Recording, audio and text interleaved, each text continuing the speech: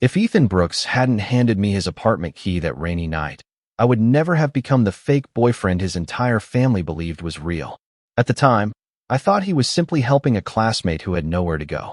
I had no idea that less than 24 hours later, I would be sitting across from his parents, pretending we had been in love for months.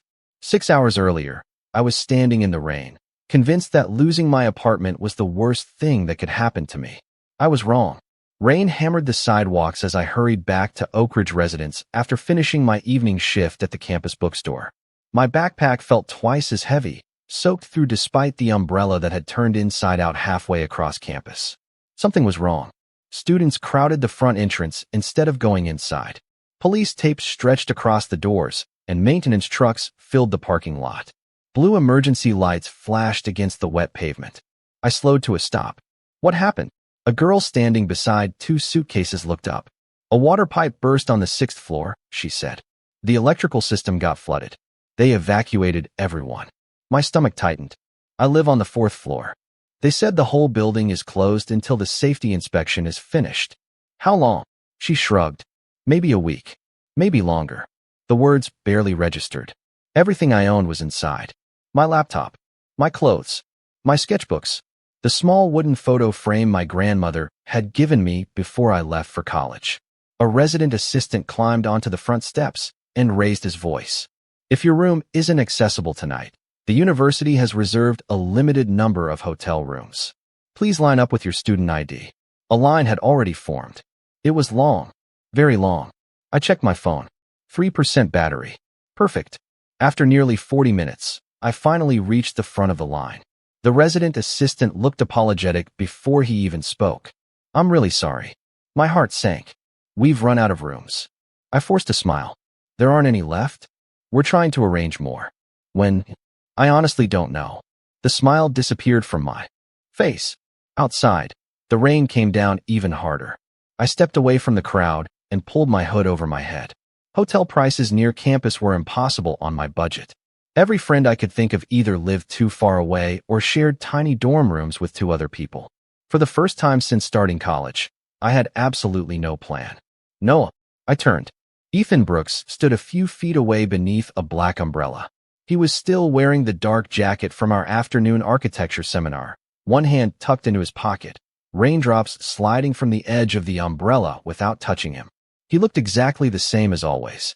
Calm, organized, completely unaffected by the chaos around him. Ethan, he glanced toward the building. You were living here. Apparently not anymore. His eyes moved to the small duffel bag at my feet. Do you have somewhere to stay? I laughed softly. If I did, I wouldn't still be standing in the rain. He nodded once. Not out of sympathy. More like he had reached a conclusion. You can stay at my apartment. I blinked. What? I have a second bedroom. I stared at him, certain I had misheard. Ethan Brooks wasn't unfriendly. He was simply distant. We'd worked together on 2 class projects over the past semester. We exchanged notes. We occasionally shared coffee before lectures. But outside of campus, we barely knew each other. He adjusted his grip on the umbrella. It isn't a favor. What do you mean? I was already looking for someone to split the rent. The rain seemed to grow quieter.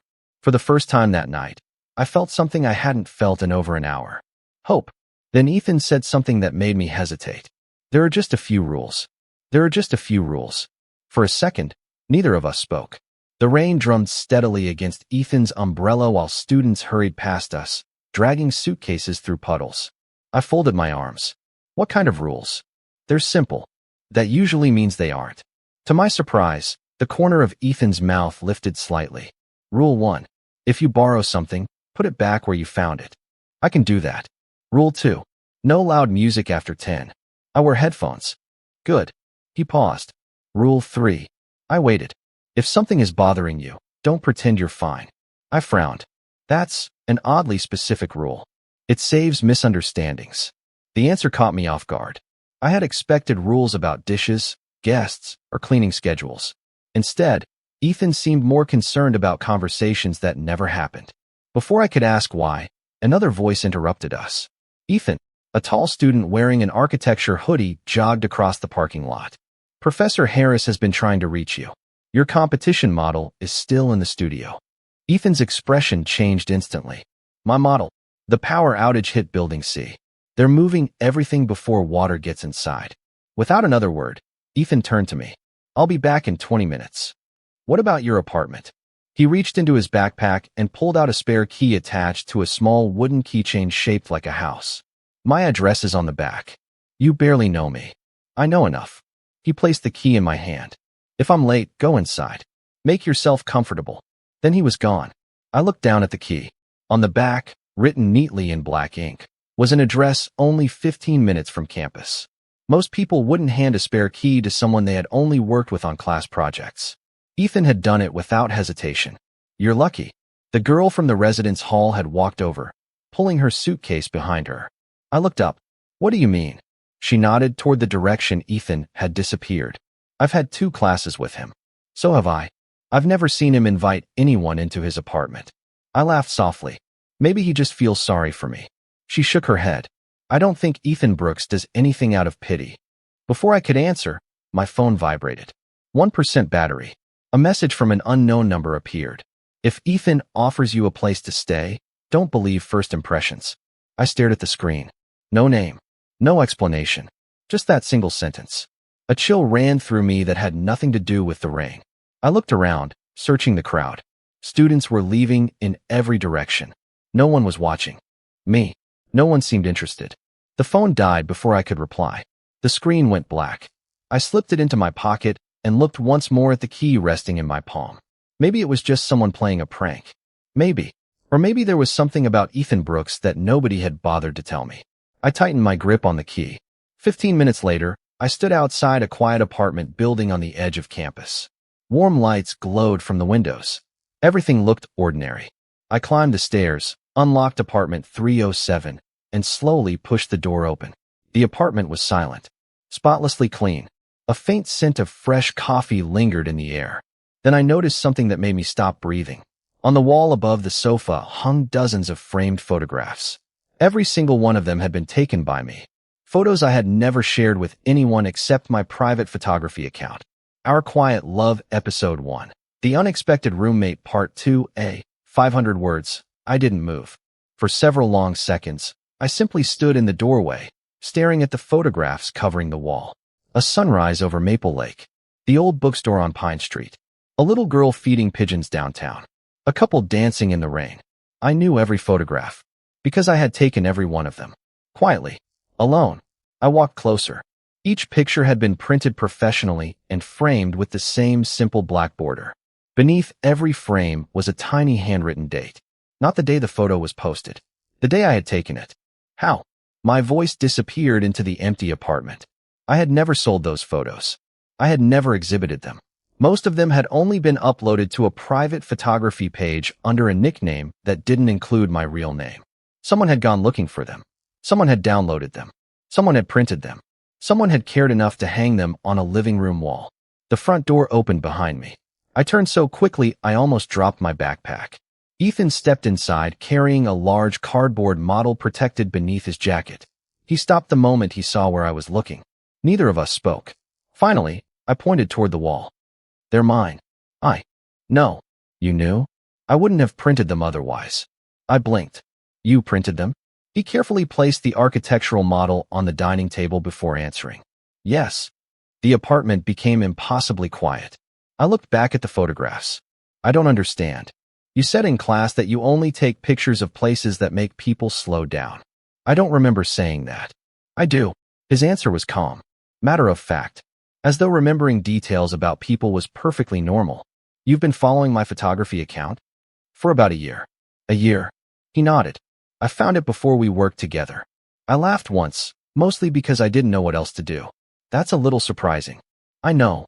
Most people would have mentioned it. I don't usually talk much. I noticed. For the first time that evening, Ethan looked almost embarrassed. I was going to ask if I could buy one.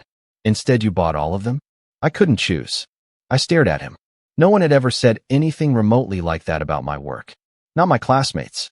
Not my professors. Not even me. I should probably be angry, I admitted. Probably. But I looked around the room again. You hung them up straight. A tiny smile appeared on Ethan's face. I measured the spacing. Of course you did. I'm studying architecture. I know. You looked annoyed. I am. But not because of the photographs. He studied me for a second. Because I didn't ask. I sighed. Yeah. I'm sorry. The apology was immediate. No excuses. No explanations. Just honest. That caught me off guard more than the photographs had. I set my backpack on the floor.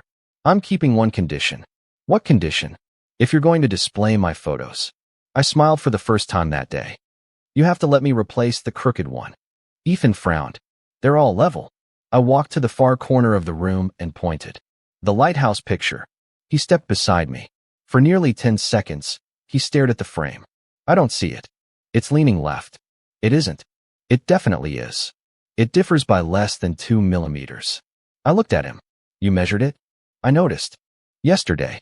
I couldn't help laughing. The sound echoed through the apartment. For the first time since the residence hall closed, the day didn't feel quite so heavy. Just then, Ethan's phone buzzed on the kitchen counter. He glanced at the screen. The warmth disappeared from his face. He didn't answer immediately. Instead, he quietly said, "My mother never calls this late." He picked up the phone. The moment he heard her voice, his expression changed completely. Something was wrong. Our quiet love, my mother never calls this late. Ethan answered on the third ring. Hi, Mom.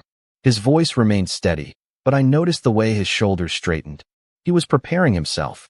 I couldn't hear Claire's words clearly, only her cheerful tones spilling faintly through the speaker. Then Ethan's expression shifted. Tomorrow. A pause. I thought you and Dad weren't coming until next month. Another pause. I understand. He glanced toward me for less than a second before looking away. No, that's fine. His voice grew quieter. We'll be here. The call ended. The apartment fell silent again. I leaned against the kitchen counter. I'm guessing that wasn't good news. My parents are coming. When? He looked at the clock. Tomorrow afternoon. I blinked. Tomorrow. He nodded. They'll stay the weekend. I let out a slow breath. Then I'll find somewhere else. No. It'll be awkward. I invited you here. And I appreciate it. I smiled.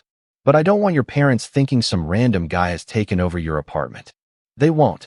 You sound very confident. I'm not. That answer surprised me. Ethan opened one of the kitchen cabinets and took out 2 mugs. You drink tea when you're stressed. You remember that? You always order tea after long shifts. I didn't know anyone noticed. I notice. Again. Another simple sentence. Another answer that somehow lingered longer than it should have. He filled the kettle. You don't have to leave. I'm still leaving tomorrow morning. He turned toward me. Why? Because your parents deserve a quiet weekend. My parents don't mind guests. They might. They won't. You can't know that. I do. There was something unusual in the certainty of his voice. Not stubbornness. Experience. As though he had already imagined this conversation long before it happened. The kettle began to whistle. Neither of us moved immediately. Finally, Ethan poured hot water into the mugs and handed one to me. Chamomile. My favorite. I looked down. You even bought my favorite tea? It was on sale. I raised an eyebrow. You don't even drink tea. No. So why buy it? He hesitated. I thought. He stopped. What? It might be useful someday. I laughed softly. You plan very far ahead. Usually. But not this week. No. For the first time that evening, I saw him rub the back of his neck. A nervous habit. Small. Almost invisible. But it made Ethan seem human. Not the perfectly organized student everyone admired. Just another college kid trying to keep his life from falling apart. My phone finally came back to life after plugging it into the charger. Dozens of notifications flooded the screen. Messages from classmates. Residence hall updates. Missed calls. Then one notification caught my attention. The same unknown number. Another message had arrived. I opened it. If Ethan asked you to help him this weekend, say no. No greeting. No explanation. Just another warning. A chill ran through me. What is it? Ethan had noticed my expression. I locked the screen instinctively. Nothing. He studied me for a moment. You've never been good at lying. I wasn't lying. You looked worried. I've had a strange day. Fair. I almost showed him the messages. Almost. But something stopped me. Maybe it was instinct. Maybe curiosity. Or maybe I wanted to know who was sending them before dragging Ethan into it. A knock echoed through the apartment. Both of us froze. Ethan frowned. I'm not expecting anyone. Neither was I. The knock came again. 3 slow, deliberate taps. Ethan walked toward the door. He looked through the peephole. The color drained from his face. I had only known him for a few hours, but I knew enough to realize one thing. Whatever, or whoever, was standing outside. Ethan had hoped they would never come. Ethan didn't move. His hand remained on the doorknob, but he made no attempt to open it. I had only known him for a few hours. Even so, I recognized the look in his eyes. Not fear. Preparation. As if he were calculating the fastest way to solve another unexpected problem. The knock came again. 3 slow taps. Exactly the same rhythm. Ethan. A calm male voice echoed through the hallway. I know you're home. I frowned. You know him? Ethan nodded once. Unfortunately. Who is it? My cousin. That wasn't the answer I expected. You look like you've seen a ghost. He has very bad timing. The man outside laughed softly. I can hear you whispering. Ethan let out a quiet sigh before unlocking the door. Standing in the hallway was a tall man in his mid-20s carrying a travel bag over one shoulder. He smiled the moment he saw Ethan. Then he noticed me. His smile grew even wider.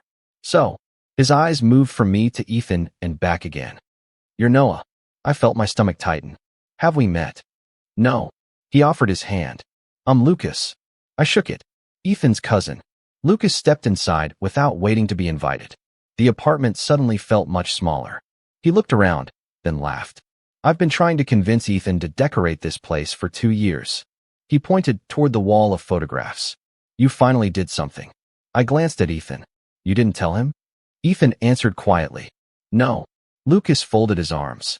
You've been talking about Noah's photography since last semester. I wasn't talking. You absolutely were. I mentioned it once. Lucas looked at me. He says that because he's incapable of admitting he likes anything. I said your photos made the apartment feel less empty. My head turned toward Ethan. You said that. He looked away. I might have. Lucas burst into laughter. I've never heard him compliment another human being this much. Lucas, I'm just telling the truth. I noticed Ethan's ears turning slightly red. Apparently even calm, organized Ethan Brooks could be embarrassed. Lucas accepted the mug of tea Ethan silently placed in front of him. So, he leaned back comfortably. How long have you two been living together? I answered first. About. I stopped. Technically. About 30 minutes. Ethan calmly rescued the conversation. Noah moved in tonight. Lucas blinked. Tonight. The residence hall flooded. So you offered him the spare room? Yes. Lucas looked at me thoughtfully. That's interesting. Why? Ethan has had that room empty for almost 2 years. I frowned. He never rented it. Lucas shook his head. Lots of people asked. His smile slowly disappeared. He always said no. Silence settled over the living room. I turned toward Ethan. You told me you were already looking for a roommate. I was. Lucas looked confused. You were. Ethan gave him a look that clearly meant stop talking. Lucas understood immediately. Oh, too late. Much too late. I crossed my arms. So, I looked directly at Ethan. You weren't looking for a roommate. Before Ethan could answer, Lucas's phone vibrated. He checked the screen. His expression changed instantly. The family group chat. He looked at Ethan. Your mother just sent a message. Ethan's face tightened. What message? Lucas slowly turned the phone around. On the screen was a smiling family photo. Beneath it, Claire had written only one sentence. Can't wait to finally meet Noah tomorrow. Lucas looked from the message to me, then back to Ethan. His eyes widened. Ethan, he spoke carefully. Does Aunt Claire think Noah is your boyfriend? The apartment fell completely silent. Our quiet love, no one said a word. Lucas looked at Ethan, then at me, then back at Ethan again. Well, Ethan quietly took the phone from his cousin and read the message himself.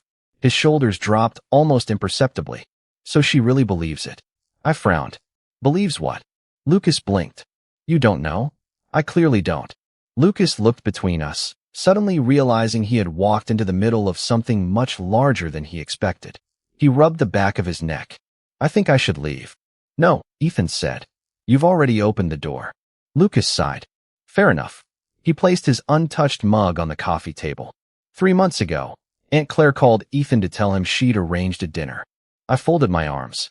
What kind of dinner? The kind where two wealthy families introduce their children. I slowly turned toward Ethan. You never mentioned that. I was going to. Before it became relevant. I almost laughed. It seems very relevant now. Lucas continued carefully. The woman is Victoria Hale. The daughter of one of your father's closest friends? Ethan asked. Lucas nodded. Your parents thought the two of you would get along. And Ethan told them he was already dating someone. I already knew where this was going. My stomach tightened anyway. Lucas looked directly at me. He used your name. The room became painfully quiet. I looked at Ethan. You told them I was your boyfriend. His answer came almost immediately. Yes. You didn't ask me. No. You didn't even tell me. No. And now your mother is driving here to meet someone who doesn't exist. I know. I let out a slow breath. For some reason, I wasn't as angry as I expected. Maybe because Ethan wasn't making excuses. He wasn't blaming anyone else. He simply stood there, accepting every accusation. Lucas spoke again. He really did plan to tell you. I looked at him. How do you know? Because he called me 3 different times this week asking how to explain everything. Ethan shot him a look. You're not helping. I'm trying. You aren't very good at it. I've been told. For the first time since Lucas arrived, the tension eased slightly. Only slightly. I sat down on the edge of the sofa. So what exactly is your plan now? Ethan remained standing. I'll tell my parents the truth. When they arrive. Lucas winced. I wouldn't recommend that. Why not? My uncle invited half the extended family for dinner tomorrow night. I stared at him. Half the family. And a few family friends. Ethan closed his eyes. My father always makes everything bigger than necessary. Lucas gave a helpless shrug. I also heard Victoria's parents are coming. The apartment became silent again.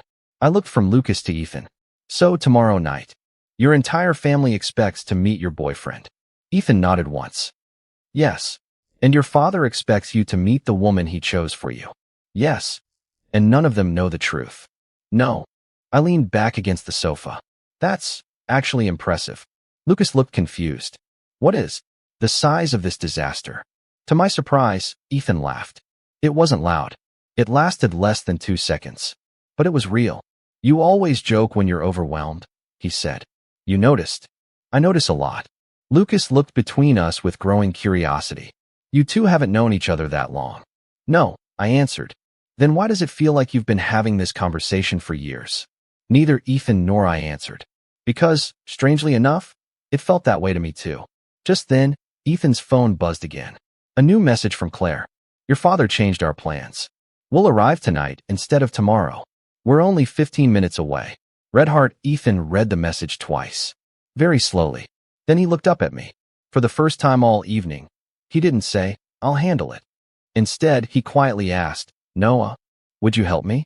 Our Quiet Love Episode 1. The Unexpected Roommate Part 4B. 500 words. The elevator stopped. A soft chime echoed through the hallway. Neither Ethan nor I moved. Then came the familiar sound of footsteps. 2 people. One walking confidently. The other at a slower, measured pace. Ethan closed his eyes for a brief second. They're early. I noticed. He looked around the apartment. Everything was spotless. The dishes were clean. The sofa cushions were perfectly aligned. My backpack, still sitting in the middle of the living room. So much for making a good first impression, I muttered. Without saying a word, Ethan picked it up and carried it into the spare bedroom. When he returned, he stopped in front of me. One more thing. What? My mother hugs people. I can survive a hug.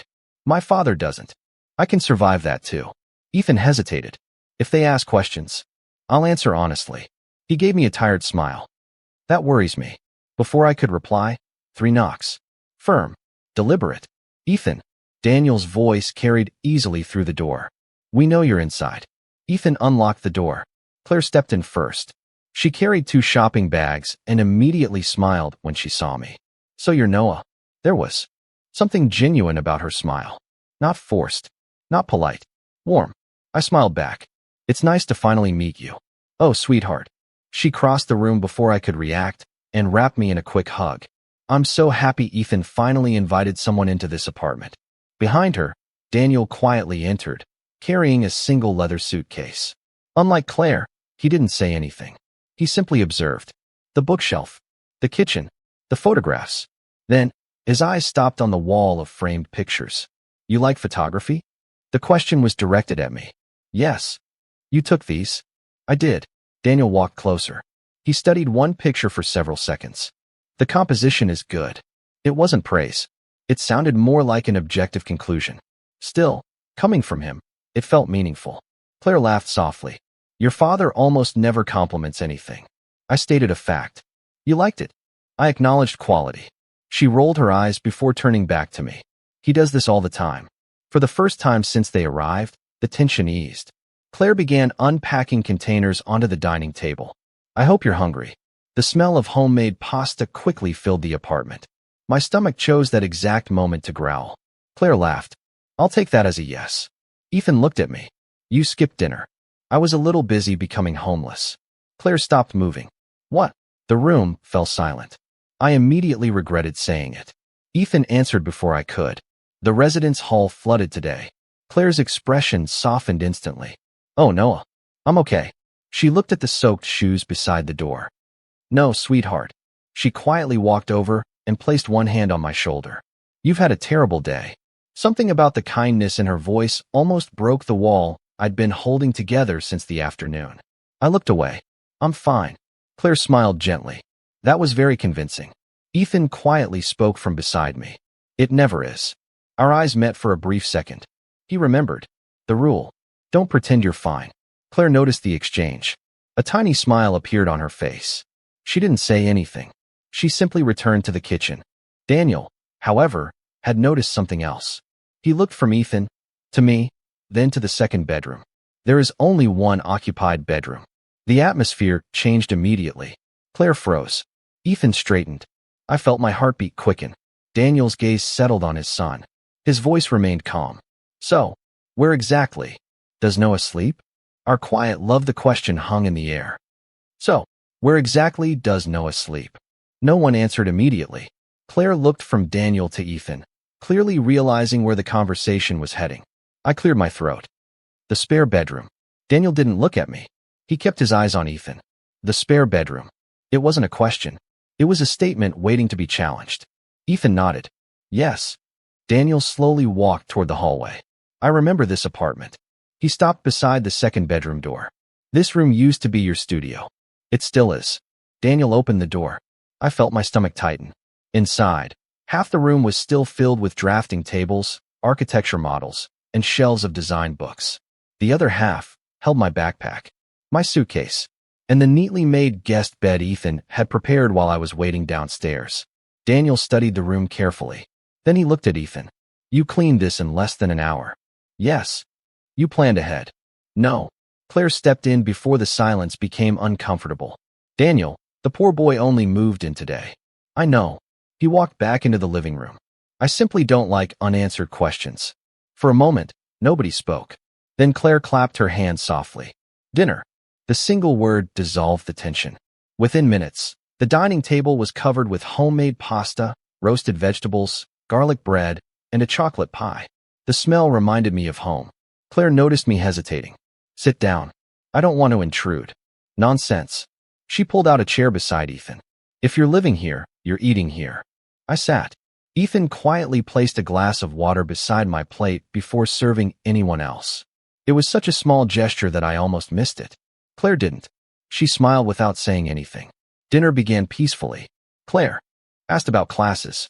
She laughed when I described Professor Harris's impossible deadlines. Even Daniel relaxed enough to ask about my photography. For the first time that evening, the apartment almost felt normal. Then Claire looked toward Ethan. So, when are you two planning to tell everyone? My fork stopped halfway to my mouth. Ethan looked up. Tell everyone what? She laughed. That Noah has moved in. Oh, Ethan nodded. We hadn't really discussed it. I think you should. Claire smiled warmly at me. Our family doesn't usually keep secrets. I almost choked on my water. Across the table, Ethan caught my eye for the briefest moment. He knew exactly what I was thinking. Too late for that. Daniel quietly folded his napkin. There is another reason. Claire turned toward him. What reason? I invited several guests for tomorrow evening. Ethan frowned. You said it was just family. I changed my mind. Claire sighed. You always change your mind after sending invitations. Daniel ignored the comment. He looked directly at Ethan. The Hale family accepted. The room became silent again. I didn't know who the Hale family was, but Ethan did. His hand tightened around his fork. Claire's smile disappeared. Daniel, you promised. I promised nothing. He turned back toward Ethan. Victoria will be there tomorrow. No one spoke. Finally, I asked the obvious question. Who's Victoria? Before Ethan could answer, Claire quietly closed her eyes. Daniel spoke first. The woman everyone expected my son to marry. The fork slipped from Ethan's hand. It struck the edge of the plate with a sharp metallic sound. No one moved. Then Ethan looked at me. For the first time since I'd met him, I saw genuine panic in his eyes. Ethan looked at me, still unable to hide the worry in his eyes. I'm sorry you got dragged into this. I picked up the apartment key and slipped it into my pocket. Then I guess we'd better survive tomorrow together. Outside, the rain finally stopped. Tomorrow would change everything.